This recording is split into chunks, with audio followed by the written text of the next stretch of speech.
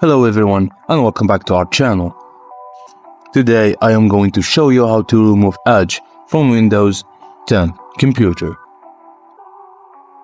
It's worth mentioning that uninstalling Microsoft Edge isn't as straightforward as other applications, but worry not, I'm here to guide you through the process step by step. Let's get started.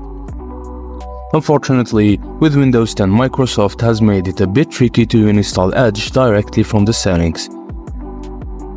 Firstly, open the File Explorer. If it's not in your taskbar, you can right-click on the Windows Start button and select File Explorer. Now, in the left sidebar, select this PC. Then navigate to your local disk. For most, it's the C drive. Open Program Files, x86, and then select Microsoft. Inside Microsoft, find the folder labeled Edge. If there are multiple, choose the one that says Edge. Open the application folder and look for the folder with a series of numbers. That's your Edge version. Now, within this version folder, find and open installer folder. It's important to note that your version numbers might differ. Now, here comes the crucial part. Go back to where the folders are listed.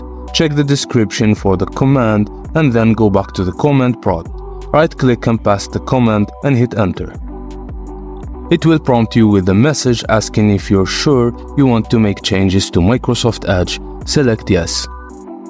And just like that, Microsoft Edge has been uninstalled from your Windows 10. You will find the command to uninstall the Microsoft Edge in the description. And that's it guys, as simple as that. If you found this video helpful, please don't forget to like and subscribe. Thank you for watching and I will see you on the next one.